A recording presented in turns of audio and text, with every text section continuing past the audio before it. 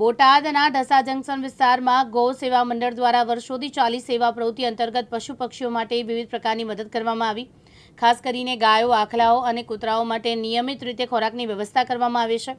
ગૌ સેવા મંડળ દ્વારા દર શુક્રવાર અને સોમવારના દિવસે ગાયો અને આખલાઓને ઘાસ તેમજ બિસ્કિટ ખવડાવવાની સેવા કરવામાં આવે છે।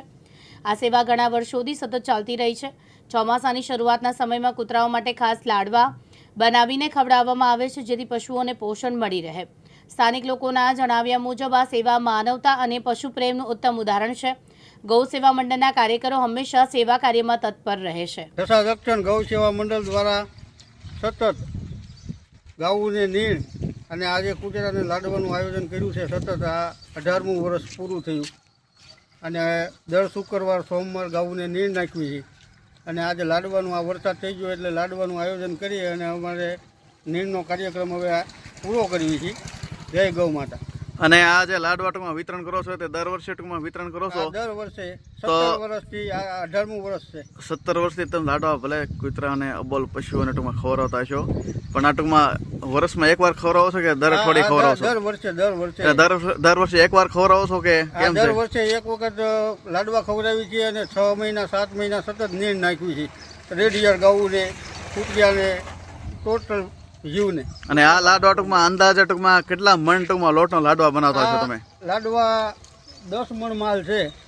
એમાં 70 કિલો લોટ આવ્યો, 5 કિલો ગોળ આવ્યો અને 2 ઘીના ડબ્બા, 1 તેલનો ડબ્બો અને રાજાભાઈ અને દીકરા હિપાભાઈ રબારીની ખૂબ મહેનત અને એની દુકાને આ બનાવી। રાતે 2 વાગે 3 વાગ્યા સુધી મહેનત કરી અને આ લાડવા બનાવ્યા અને આ સવારમાં 6 વાગ્યાથી આ વિતરણ ચાલુ કર્યું છે। તો આ લાડવા જે ટૂંકમાં તમે જે વિતરણ કરો છો તે ઢસા જંકશન પૂરતું વિતરણ કરો છો કે? ઢસા જંકશન ટોટલિંગ વિસ્તાર આપણે ગોદડિયાનગર 1 થી 5 વિભાગ છે, પછી નારાયણનગર છે, ઢોરો, પછી ચામુંડાનગર છે, જોશીપરા છે, ઢસા જંકશન છે, બુદ્ધર બાપુની ધાર છે, મેરડીમાં વાયવાળા, મેરડીમાં સુધી અમે બધે જઈએ અને બધે ખવડાવીએ।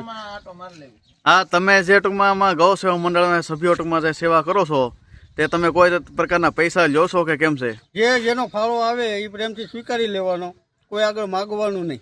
બાકી માનો રકમ ઘટતી હોય પૈસા તો તમે શું દાતા મળી જાય? આમાં અમારે લાડવામાં અમારે ઘણા દાતા થઈ જાય એવા ભાઈ કપિલભાઈ ગોલેતર સરપંચ ઢસા જંકશનના, એના તરફથી ઘીનો ડબ્બો આવ્યો, એક ગૌરવભાઈ કરીને છે એના તરફથી તેલનો ડબ્બો આવ્યો, ભરતભાઈ કટારિયા એના તરફથી 2 મણ ઘઉં આવ્યા।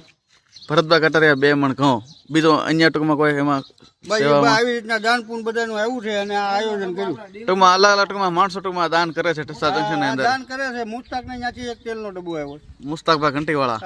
તો આમાં ઘણી વાર એવું બનતું હોય કે તમે ઇન્ટરવ્યુમાં જે નામ દીધા એમાં અમુકના નામ રહી ગયા હોય તો એ લોકોને પછી દુઃખ નહીં થાય છે કે તમે ટૂંકમાં નામ ન જાહેર કર્યા? નામ આવી જાય મનોજભાઈ।